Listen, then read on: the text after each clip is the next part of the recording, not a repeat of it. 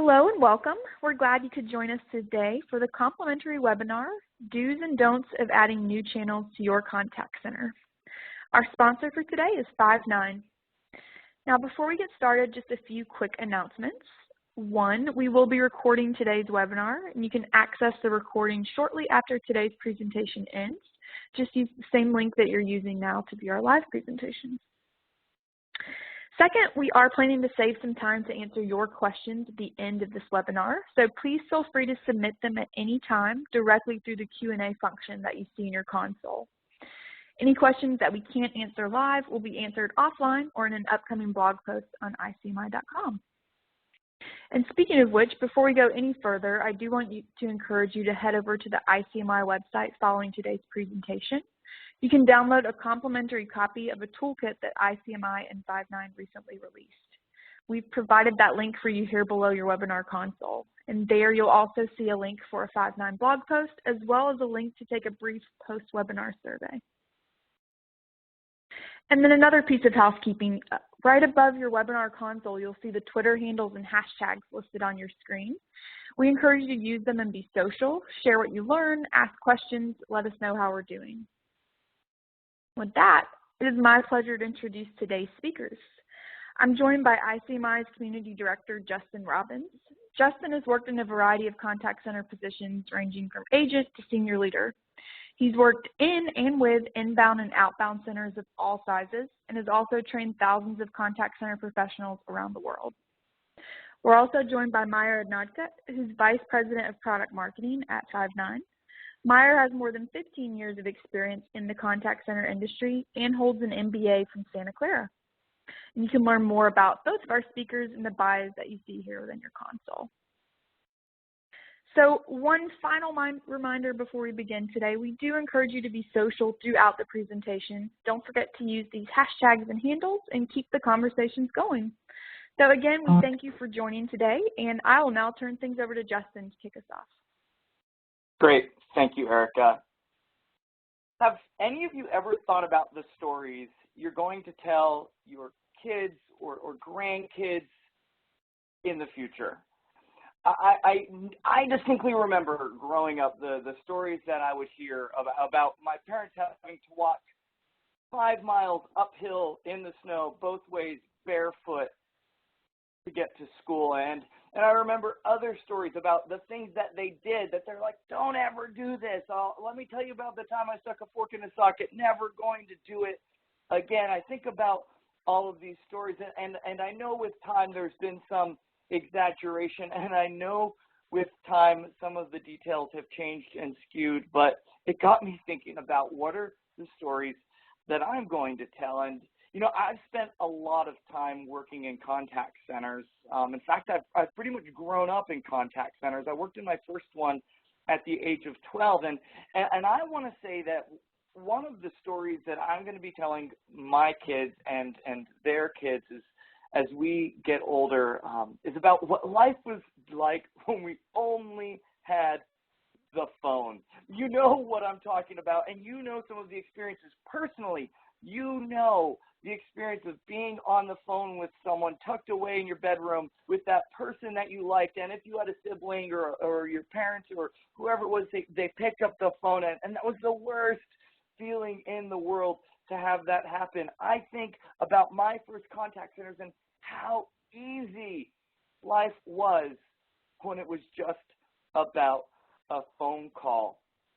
And I think about how things have changed in the time since I've been working in contact centers, and how rapidly things have changed, and how really the pace of change is, I think, what's blown me away more than anything else as we've gone with time. And I think about, for us as leaders in our organizations, for us as being in contact centers, I think that in a lot of the decisions and a lot of the challenges that we make from day to day, we get stuck in that remember when, and for a lot of us, the remember when is when service was just based off of a telephone call. And now, before we get started really diving into the do's and don'ts and what are some considerations that we need to think about when we're moving beyond phone, or for maybe you it's moving beyond email, it's moving beyond chat, or maybe you're even thinking, what am I going to do beyond the video support or the social support or the automated support that we provide today. For any of those things, we're going to talk through some valuable lessons, but I want to recognize one thing first and foremost is that voice and phone, it's fundamental to what we do. You can probably go and do a quick online search, and you will hear a lot of opinions from a lot of experts on whether voice is dead or phone is dead or whether it's going to be going away. But what I will say and what our research at ICMI supports is that voice is and is going to remain fundamental to what we do. And if we're being honest, it's what we know, it's what we do best. Our research showed that 97% of organizations today support voice. Now, are we seeing that there are going to be shifts in the percentage that goes to voice? Absolutely. Are we seeing shifts in the way that we need to staff voice and the training and the experience and the skills of the live voice agent? Or is that changing? Absolutely, but it's fundamental to what we do. And before I go further, I want to do a quick poll here just to get a sense of who's with us. So I'm going to send a poll out, and what I'm really curious to know is, based off of what you support today, what methods do you offer for your customers to support with a live agent in your company? There's a poll that should have popped up on your screen. Go ahead and take a few minutes to select the channels that you're currently supporting with a live agent today in your contact center.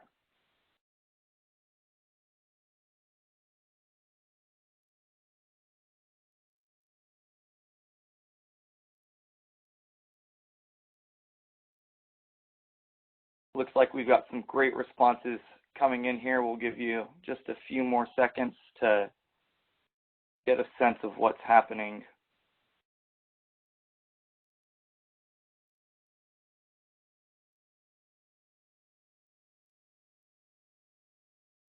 And again, you're going to want to be thinking about all of the channels that you're supporting today. So every and any channel that you're supporting today, go ahead and select that's in there. So, all right, looks like we're slowing down with the responses. So I'm going to take what we have right now, and we're going to go ahead and take a look at what we see. What's the channel mix of how contacts are being supported today? All right, so if we take a look at what we've got going on right now with this poll, we saw that the largest channel that's being supported still is phone, which is no surprise. In second place, email. Again, I think that we're probably not going to see a lot of surprises there. But then we start to quickly drop off. Looks like online chat was represented by about 14% of the group, down to forums. Looks like nobody's doing video today. We've got some text, some Twitter, some Facebook Messenger, and social media.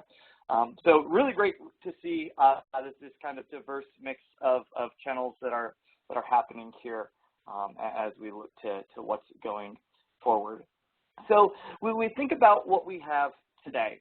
And I think about when I was in my last contact center before I came to ICMI, and we had a lot of decisions at that time as far as what was going to be next for us. And this, I think, is probably one of the first places when we started the do's and don'ts of moving to a new channel is really asking the question of where do we go from what we know?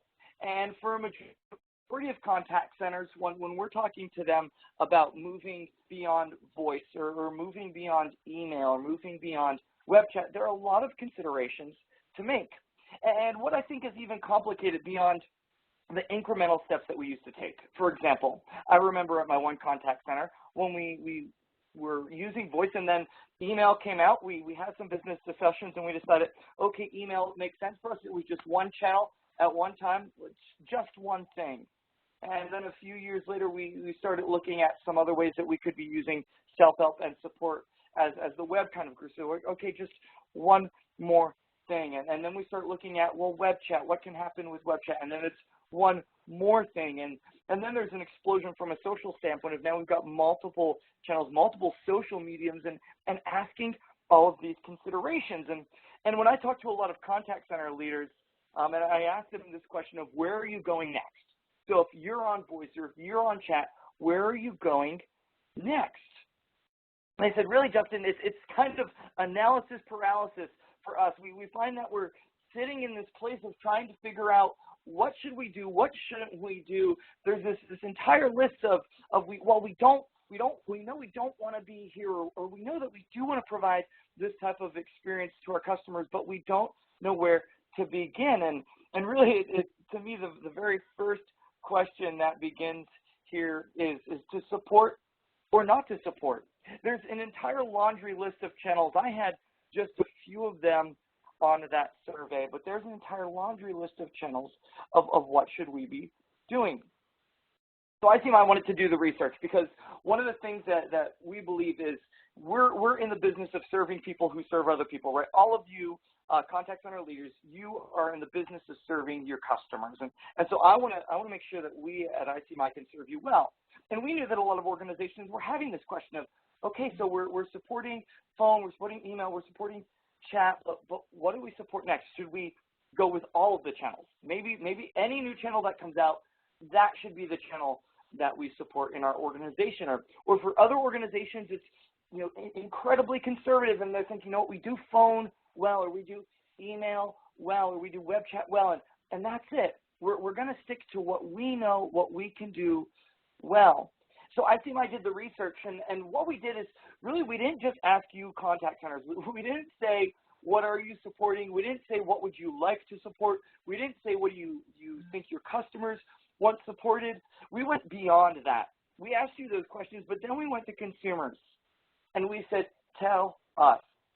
Tell us, in this connected age that you live in, tell us whether you are a 20-year-old digital native or a 68-year-old retiree, anywhere in between. Tell us what you want to do when it comes to interacting with companies. What do you prefer? And so that's one of the things I want to touch on today. As we think about the do's and don'ts of adding new channels, one of the do's that I want to emphasize here is what we do need to implement from a channel perspective is what our customers are preferring, what they're saying would be easiest for them. Because we are in an era of consumer control. They're in power, and they can make the request, and organizations will abide by the request or they won't. But the chances are you're in a competitive place where one of your competitors will listen to your consumers. And our research shows that the consumer is going to move to the company that's providing the channel of choice for them. And so that's the first do, is listen to your customers actively. Be soliciting their feedback on what they're preferring. Look at your trends. Look at your data. Look at your competitors to see what they're offering. But the don't is to just go out and say our approach is going to be serving in every channel all at once. We're going to roll them out. And the other don't is say we're going to stick to doing what works well for us internally. Because if there's one thing that I've seen that's detrimental to organizations increasingly is that inward approach of we're going to support what works best for us, and our customers are just going to have to deal with it. So what do customers prefer? If you're looking at the do, if you're looking at the what's next, what's the channel that they prefer? And so we did the research, we asked the question, and what we found is that from a consumer's perspective, their ideal channel of choice would be using online chat. And we've been asking these questions for a number of years, and this past year was the first time that it surpassed phone, that it surpassed that thing that we will remember when. 53% said that before they would pick up the phone to call a company, they would prefer to use online chat to talk to a representative. And if you think about this, and I asked some further questions, and I interviewed a number of these consumers, it makes sense. Right, we are in an age of convenience. I think about my own life, how busy I am, how easy it is to be distracted, and sitting and having to wait on a phone or having to just focus on that conversation anymore. It's difficult. I think about my own personal habits. I don't even call most people I talk to anymore. We're texting or we're messaging each other. And so why should it be any surprise that the way that we are communicating with our friends, with our family, with our own networks, why is it any surprise to us that our customers would prefer for us to communicate with them the same way? And so what I will say is this isn't saying that what all of you need to do next is implement online chat. Don't mishear me there. But what I am saying is that we're seeing that a majority of customers would prefer that over calling someone on the phone. And yet, if we look at the poll that we just did from online chat, we saw just 14% of you that are with us today are offering online chat. And so what that does say to me is that for many of us, this probably is the next right channel for us if we are saying that we as organizations want to be about providing convenience to our customers, that we want to be about being accessible to their needs. And don't get me wrong, there are actually a ton of benefits for us as the organization if we move towards channels like chat as we try to figure out the do and don't of what's next of adding that next channel. And so talking really specifically about digital channels, it isn't just about them being preferred by consumers. I've led plenty of contact centers. I've been in the conversations that I'm sure you're thinking about your budget considerations or what will this mean for your staffing and scheduling or the training needs or the skill sets or the hirings. I've been there. I get it, and I've seen the returns. One of the advantages of if we start looking at digital channels as adding adding digital channels as the next thing for our contact center is from a productivity and efficiency standpoint, we can see some incredible returns within our contact center. Now, while I recognize that every single one of your contact types is different and every single one of you has a different business that you're in, what I do know is digital channels like chat, like messaging, enable our agents to have congruent conversations. And so maybe for some of you, that just means 2 conversations at a time. Maybe based off of what you do, your agents are easily handling 4 to 5 conversations without having a negative impact on the customer experience. All of those are considerations that you have to make, but we see that they're more efficient. What we also see is from a resource standpoint, from the cost needs of supporting a digital channel are less. They often don't have the infrastructure that so many, 97% of us, have tied into our legacy phone systems. Digital channels can be more nimble. They're easier to take on and offline. And from a deployment standpoint, I've seen organizations in a period of hours, if necessary, be able to make changes to what's happening in their digital channels in ways that they couldn't do on the phone.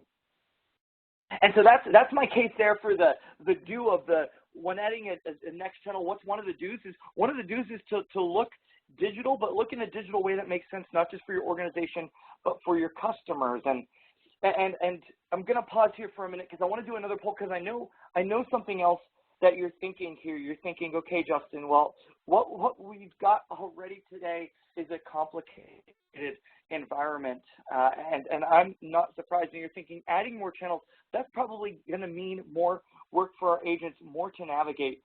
Just to get a sense of what your agents are navigating today, I just put another poll out there. I'm just curious, for the customer service channels that your agents are supporting today, how many applications are they having to navigate between? So how many applications on average are your agents having to navigate? Go ahead and take just a few minutes and give us your feedback there.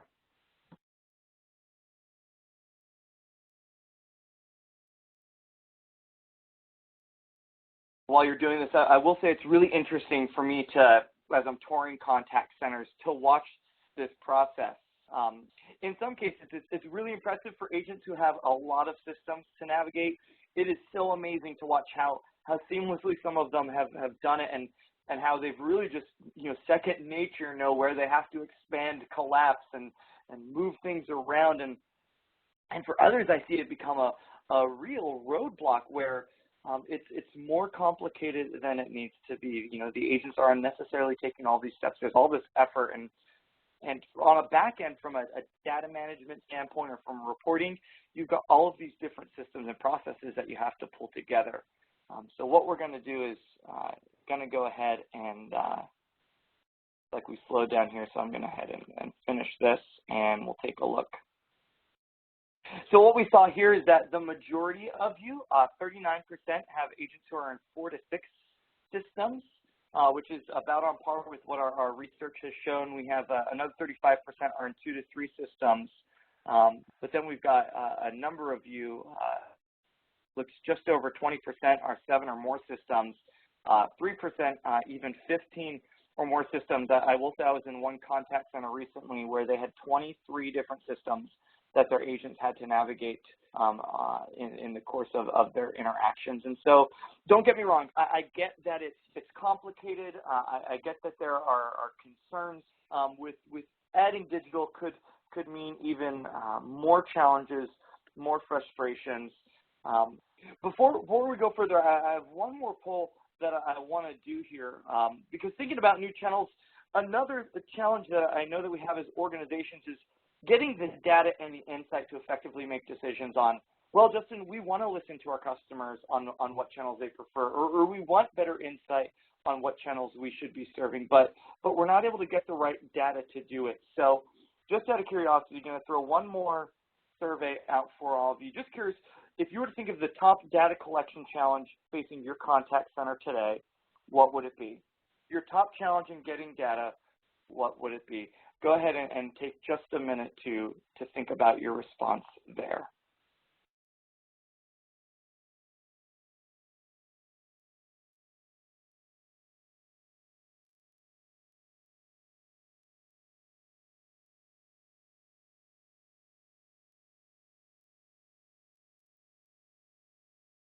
All right, we'll go just another couple of seconds while we get a few more answers in.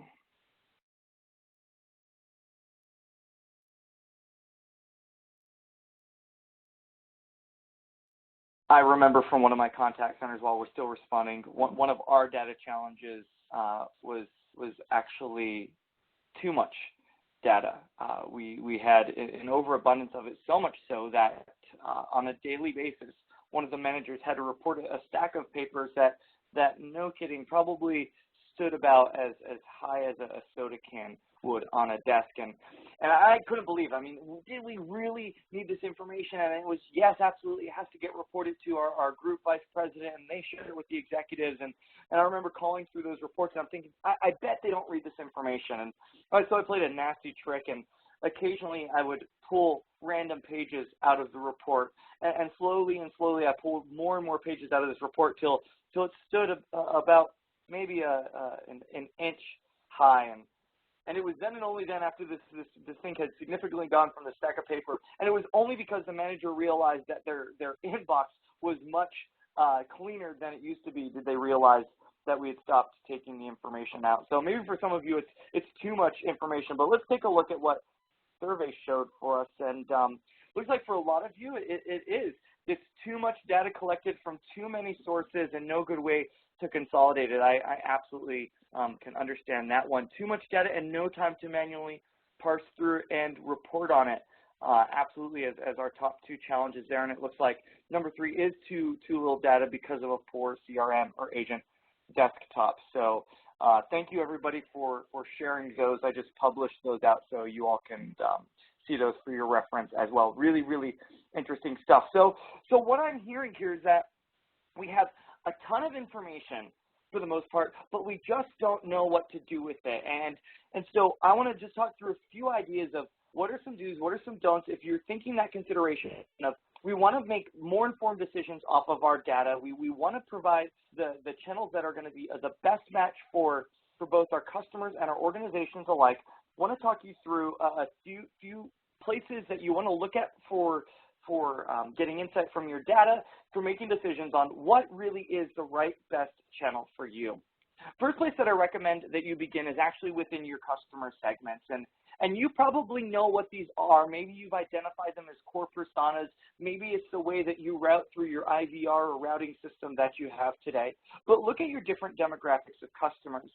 For example, we can look at the financial services and banking and what they did a number of years ago. They were one of the first adopters to really go all in with self-service and really embrace how mobility could improve the customer experience. And so, for example, a customer segment in the banking industry would be someone who wanted to check their balance.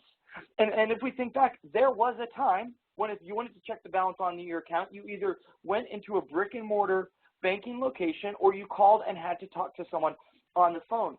When is the last time that you spoke to someone physically on the phone to get the balance for a bank account.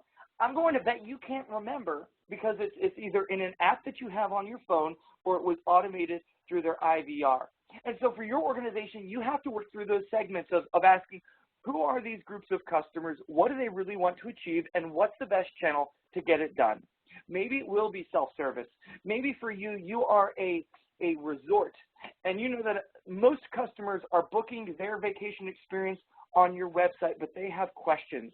And one of your most common calls is someone who has a question about something on your website. Imagine if you identify that segment, you figure out the action that they take on your website that most likely leads them to making a phone call, and instead of them having to pick up the phone, you proactively send a chat to them of how can we assist you with booking your vacation reservation today. These are the ways that we can identify segments and implement technologies, implement digital channels to provide an experience that not only meets their expectations, but delivers a higher level experience, improves customer satisfaction, and makes us more effective at what we do. So identifying that customer segment then often comes hand in hand with the piece I just talked about was the types of interactions. So maybe it's cancellations, maybe it's referrals, maybe it's new bookings, maybe it's general inquiries. But you begin to create lists of who are your customers, who are these types of interactions, and then find data on what they prefer. In the same way that ICMI was able to ask consumers what channel they would prefer, you too can proactively survey your customer base and ask them what channel would you prefer. Identify the segment, identify the interaction, and say, dear highly valued customer, how would you prefer to check your online statement? How would you prefer to add new services to your account? Get that information. Then you start to map out what does that mean? What are the channels that we need to put in place for them to access that information, to access that resource? And maybe it's an online community. I love the example of Disney moms. They're not even employees of Disney, but they are one of the top knowledge resources for customers to get information about their Disney vacation. And so what makes sense for you? One of the resources that I'll offer today to anybody who wants it, just send me an email, shoot me a message on Twitter. We have a customer access strategy, and it's a plan, it's a framework to help you work through all of these kind of criteria, these do's and don'ts I'm talking about for implementing a new channel. So happy to offer that to all of you as a resource on the back end of today. But the next considerations that you have to ask are your do's and don'ts of what will your hours of operation will be. Are you going to offer chat 24/7? Or are you just going to offer it on one part of your website and for certain interactions during certain times of the day? There's not necessarily a right or wrong for everyone here, but there is an intelligent approach that every single one of us can take to make sure that we get this right. Along with that, then become your objectives of how are you going to staff it? What will the experience be like? Here's another do and don't that I'll warn you. If you think that you can have different service level or different response time objectives across different channels and your customers won't notice, you are wrong. And I'm sure many of you know what this is like. You try calling somebody on the phone or you send them an email, you're on hold too long or they don't respond, so you go somewhere else. You post on social media or you go to a forum.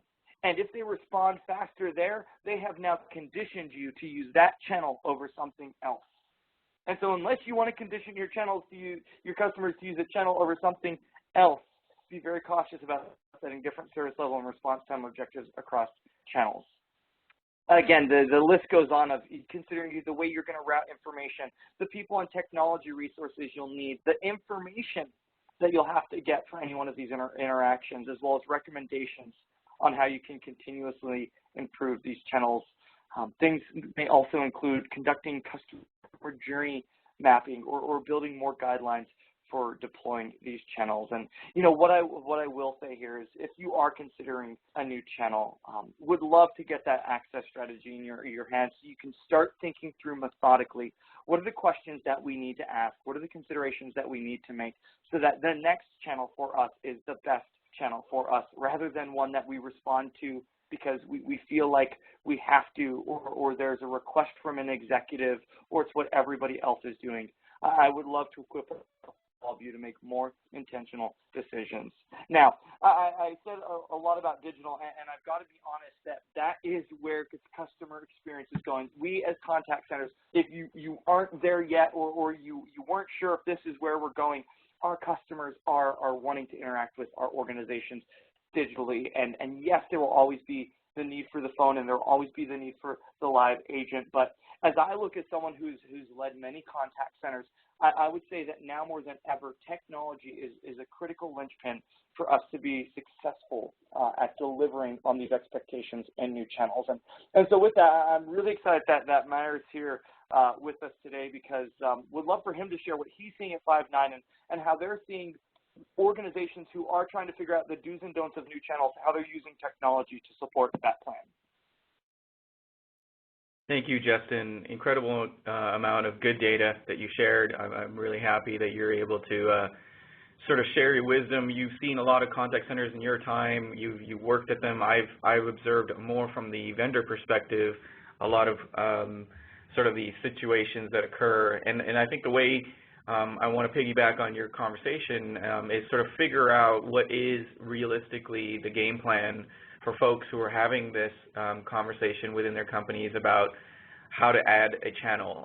A lot of this conversation is often sort of, like Justin mentioned earlier, sort of a outcome of paralysis analysis. They just don't know what it is that they're supposed to do next, and they're looking for sort of a very pragmatic approach, and that's what we hope to sort of share with you today. So at the outset, I think there's some fundamental things here that that I wanted to discuss and sort of really address that, modernizing your contact center is sort of a catchy way of talking about what contact centers have been doing since their inception, which is kind of keeping up with their customer base. And what has really happened as we start to talk about digital transformation specifically, it is another chapter in that modernization. However, it is unique. There is now sort of a fundamental change that's happened, and it's not just about contact centers. If you think about some of the largest consulting firms in the world, they have entire practices dedicated to coming into big companies and sort of helping them transform or do a digital transformation project.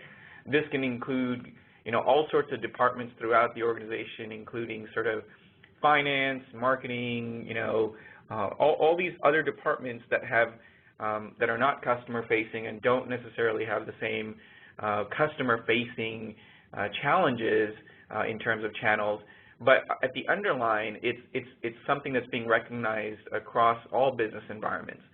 Now, as I said, this is part of sort of a chapter of modernizing and sort of contact centers evolving.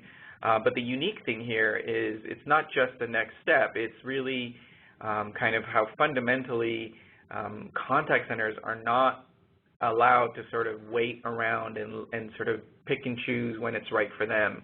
I imagine most of you are in situations where some channels have been sort of thrust upon you in terms of when you were supposed to add them or the pressure to add them, or you have been the champion inside of your sort of environment focusing on what you think is right to do. So a lot of that is happening because of your customers.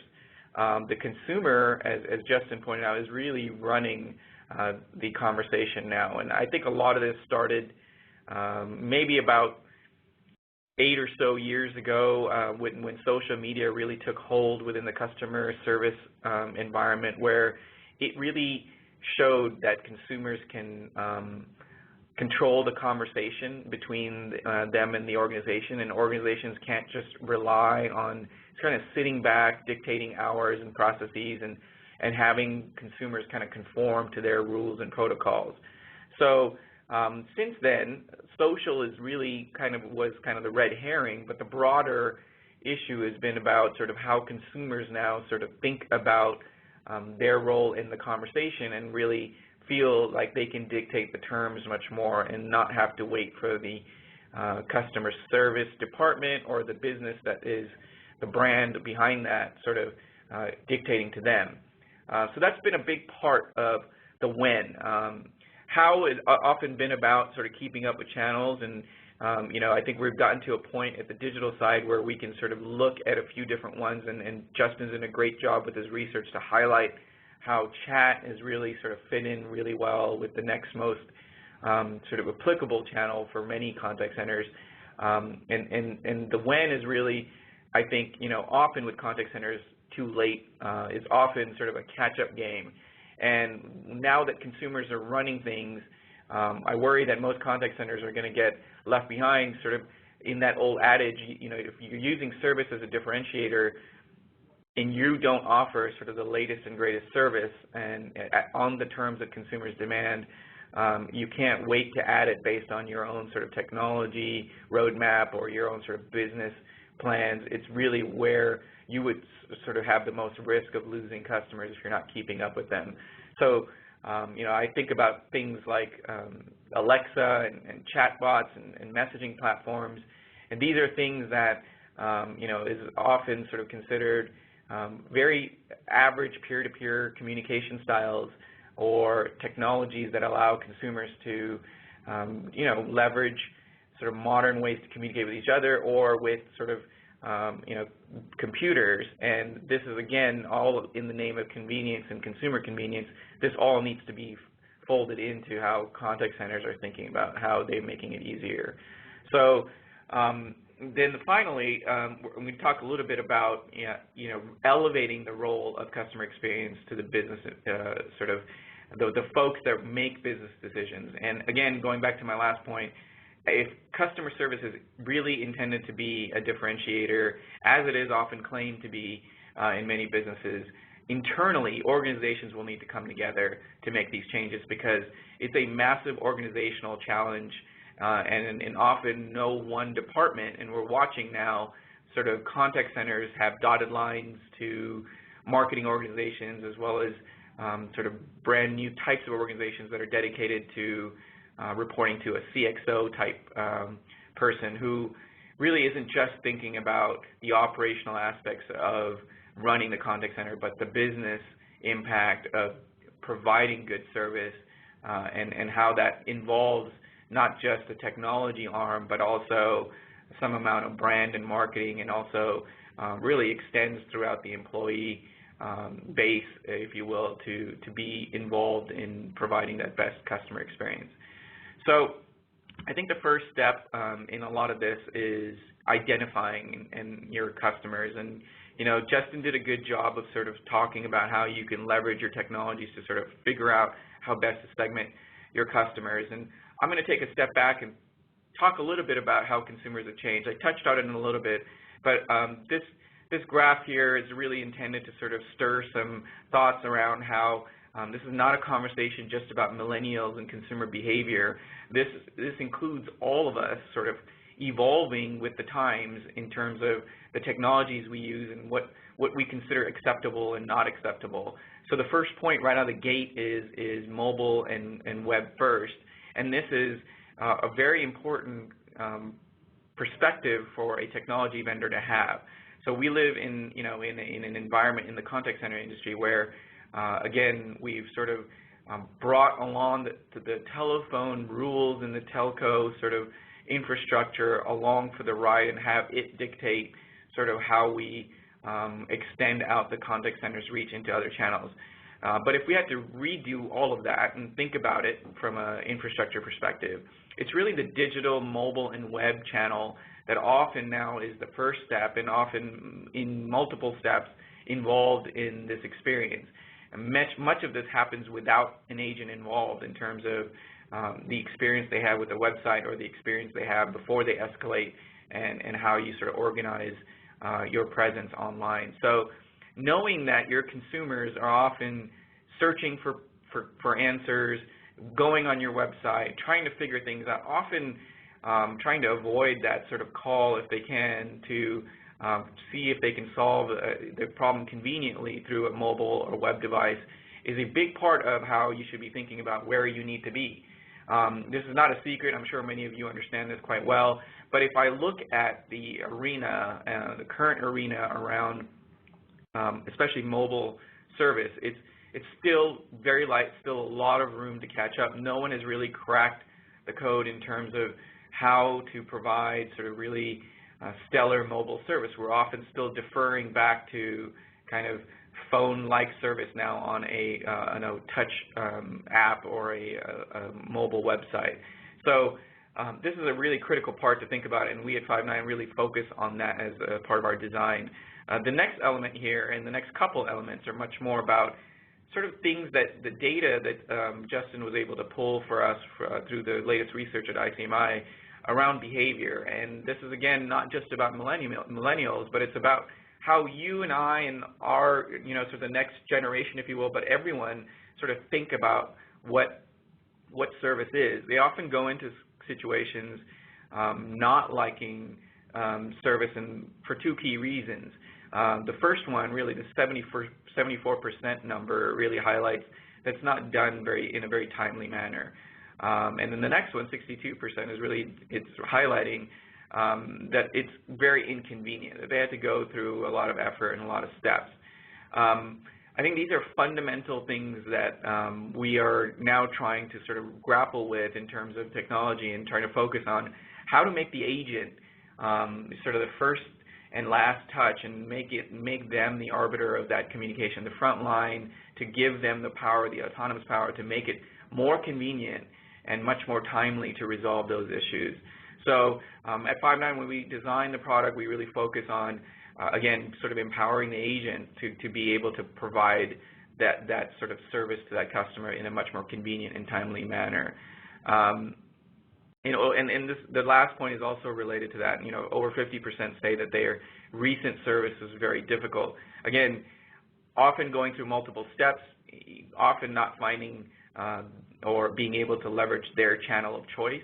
That's a term that we use quite a lot at Five9. If you think about how you think about communicating with your friends or family, you don't have to sort of go through a series of steps of figuring out what it is that they accept from you and what is the best method. However, when there's a problem and it's a brand that wants your business and wants to keep your business, you're still stuck in a sort of protocol that they will, your customers often have to accept or not accept. They have to figure out if there's an easier or better way that they can get their question across. And as Justin mentioned earlier, if you're using different SLAs for each channel, you're then left with customers who know how to game your system. But also, those are sort of not necessarily the behaviors you want to convey as they come across as sort of being difficult. So this is the mindset of the modern consumer, is very sort of mobile and web-oriented, and very sort of focused on getting things done quickly, and doing it in a way that's very convenient for them. And one of the things that we do, and I'm sure a lot of contact centers do, I'm sure many of you can sort of recognize by the graphic on the screen, that is sort of a journey map that focuses on what a customer goes through their various steps in a transaction that might end up in a customer service sort of use case. So in this case, we're sort of focused on a journey map that's around Kate, our buyer here of a TV, that's going to go through various sets of steps around, learning about the TV and learning about the price, then doing her own research online, and then maybe going into the store, purchasing the TV, and then after an initial sort of bringing it home and having it set up, having sort of a use description or use case around how she feels about the experience so far, and then that persists.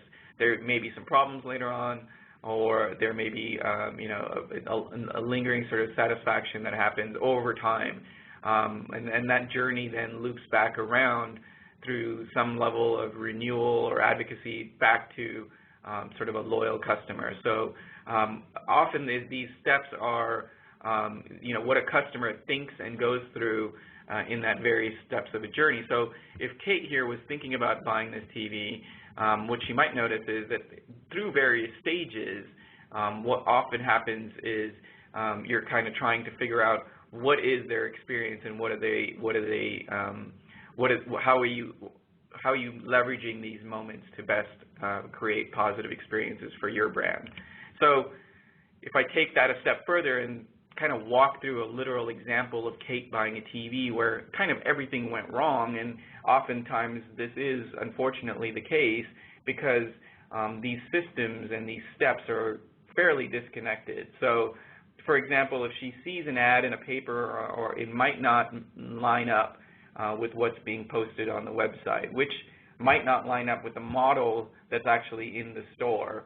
And then when she does her own research in the store, she might find something different on the mobile front. And then finally, when she sort of decides to go ahead and purchase through all those things, all those trials anyway, she sort of submits some amount of information voluntarily, whether it's a registration process or whether it's part of the store sort of service. She's kind of giving her information into the CRM. However, there's not necessarily sort of a recognition between that and when she calls in, whether she has an issue or whether she has a very typical issue, which most people have when they buy a new TV around remote codes and sort of programming TVs, and then maybe has a longer-term issue around connections or some technical problem. Often this process is, again, disconnected from the contact center, so they not only don't know her information coming in, they're unaware often of the journey she's taken so far because these systems are not connected. Also, they're not aware of any kind of posting that she might do or advocacy that she might do on social platforms. So if you look at these sort of issues, they're really the result of technology silos. And these silos are not just created, and they were sort of exacerbated during the advent of sort of the multi-channel approach to contact centers. And that's why a lot of folks, talk very specifically about omni-channel being the solution, where you're kind of aware of all the various steps. It's not just about handling those channels. It's really being aware of all the context that's being driven through a variety of steps in that journey. But it's not just the channels that have created these silos. It's literally the technologies used and the organizations behind them. So if you think about who owns the website, it's often different than who owns the contact center, and then also different than who owns the physical communication system or who's monitoring the ERP system. So these are often sort of different leaders and different groups in a company that came with different goals and didn't think about stitching it all together as a journey. Now, this is all well and good for you to think about as a sort of a thought leader in your company to drive better experiences for your customers, but your customer, in this case Kate, doesn't really care. And that's really the point of all this. The experience she has is sort of a singular experience. She doesn't think about the website and the in-store and the call center experience as fundamentally different experiences. She's now kind of formed an opinion, whether it's about the big box retailer or about the brand on the TV. She's formed a sort of brand experience around this journey, and we'll sort of rethink, if it's in the negative one, about sort of her loyalty and advocacy around that brand. And that's really what we're all here to talk about, is how do we kind of create those moments, not only that are positive, but are also connected, so that when there is an issue, ideally you want to be proactive, but when there is an issue, you want to kind of address it and have all the context to do so.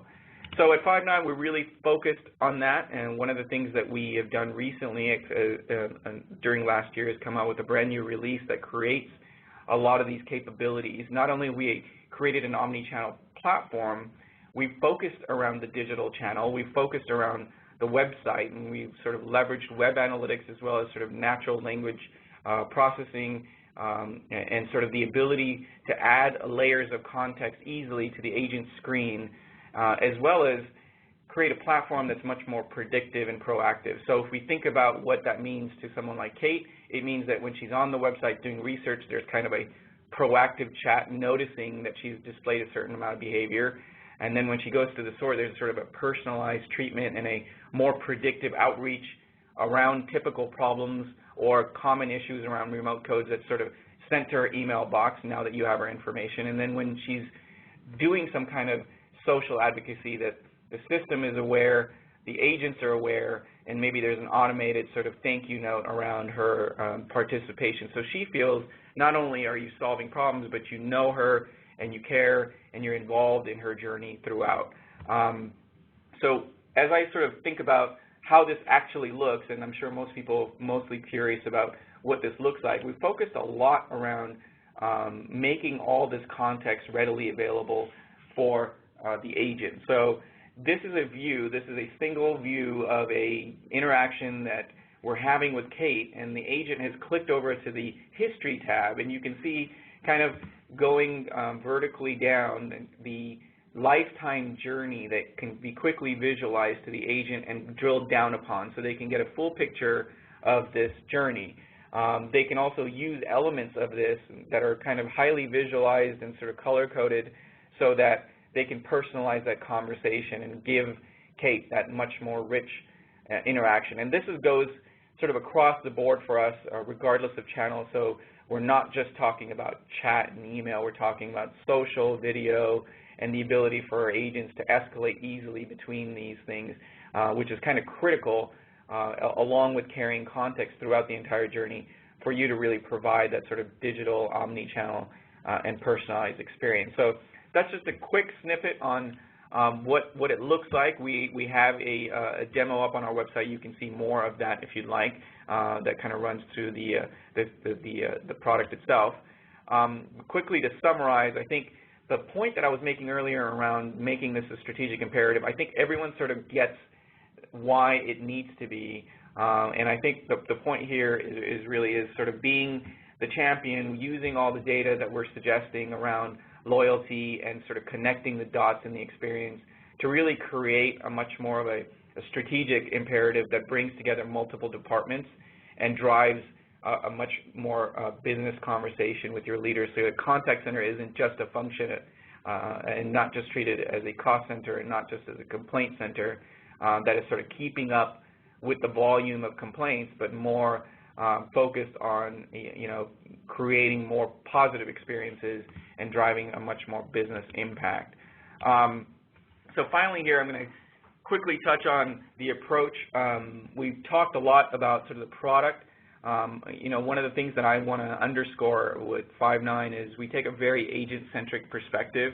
I think this is really unique. We focus a lot on the agents being the front line and them being the ones that sort of are the final arbiters of that service that we're talking about.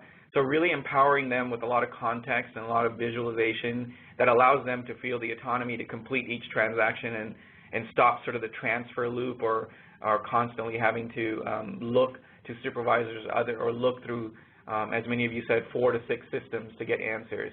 So really driving a full view and a very visual view to their agent desktop screen is kind of the approach we take in our product, and something that we think is fairly unique in the industry that really drives these personalized experiences. So with that, I'll summarize, with one of the things that we've noticed, and as Justin mentioned, he's kind of toured around various contact centers. As the shift happens here, we all know that there's kind of an underlying shift happening to cloud technology throughout businesses. As it pertains specifically to contact centers, this makes things a lot easier to trial and test. So there's much easier ability to adopt and procure certain things. So if you're thinking about what you want to try, if you want to try a little bit of chat and want to kind of run it, it doesn't really impact your current operations by trying it with a few agents and seeing how it could impact. But I do think one of the key goals, and one of the key goals in general for contact centers, is to kind of create that agent that is able to handle all channels and presenting those options to them in a seamless way in one screen will also help businesses stay poised for the future. There's a lot more going on. I hear a lot of talk about AI and machine learning, where now there's sort of a consumer talking to a machine that then reaches out to contact centers, and a lot of that can be automated, but at the end of the day, that's additional context that needs to be fed into an agent when it's escalated to a live interaction. So I think the point is kind of staying poised for the future, leveraging sort of modern approaches like the cloud and open APIs and web-based APIs to be able to connect to whatever it is next is kind of critical as well. So with that, I'll turn it back to you, Erica, and see if we have some questions. Awesome. Thank you, Maya and Justin, both for such insightful information. I can tell that you've gotten everyone's wheels turning because we've gotten a ton of audience questions. And so looks like we have time to address a couple of those right now, but I do want to remind everyone that we'll be sure to follow up offline to answer any questions that do remain in the queue. So Justin, question for you is, in your opinion, what is more important, channels that our customers prefer or the quality of that contact relationship? Oh, great question. So they go hand in hand, and here's what I mean by that. If you deploy a channel because your customers ask for it, but you do a horrible job, then you were better off just not deploying that channel to begin with. That at the same time, if your customers are asking you to be in a channel, but you're not in that channel, you'll get hit on maybe not quality, but you will get hits on customer satisfaction and even loyalty. So it's a balance. If your customers are demanding a channel, respond to it, but you've got to do it well, right? I think that might be a cop-out on the question, but they've got to go hand in hand. Makes sense. So, Meyer, this question is geared towards you. Someone wants to know if there's any sort of average timeline that you're seeing for getting mid to large size contact centers to Omnichannel. What's the standard time that it takes, I guess, for implementation? Well, it obviously, this is one of those classic questions where you say it depends, depending on the complexity of the contact center. But one of the biggest advantages that kind of starting with a solution that has it all baked in is the time to market or time to your customers. So the key part is really much more about training and onboarding and having everyone sort of have the processes in place. The technology itself is bundled with all the channel capabilities together, so it doesn't make that much difference. For us, on average, we're talking about smaller contact centers that can do it within less than a month, and contact centers that are more complex that require a lot more integrations within a couple months that are sort of from a technology side connected to all the systems that they need to. Now, this is leaps and bounds ahead of premise-based systems that often take much longer than that. Got it. Makes sense. I think we have time for one final question. So, Justin, we've gotten a few people chatting in wanting to get more information about that customer access strategy that you mentioned. Do you mind sharing your contact information? Yeah, no, not at all. So you can reach me on Twitter. My handle is @JustinMRobbins, and my email address is Justin.Robbins, ROBBINS, @ubm.com. Perfect. Thank you very much. Well, I know we're quickly heading towards the top of the hour, and we do have a couple of quick housekeeping items to cover before we wrap up. So I think we'll end here, but I do want to remind you that we will be sure to address the questions left in the queue offline. So expect to hear from us here in the coming days. A couple of reminders: we did record today's webinar, so that recording will be available within 24 hours, and you can actually access the recorded version of this webinar through the same URL that you used to access the live presentation today. One other note, as I mentioned earlier, we provided a link to a quick survey, and that is directly below your console today. It's just a few questions, but we'd really appreciate your feedback on the presentation, so please take a moment to complete that. And then with that, unfortunately, that is all the time that we have for today. So I do need to mention that this presentation is copyright 2017 ICMI, and ICMI is responsible for its content and opinions. Our sponsor, Five9, is responsible for theirs. On behalf of ICMI and our sponsor, Five9, we do thank you for attending today and hope you have a great afternoon.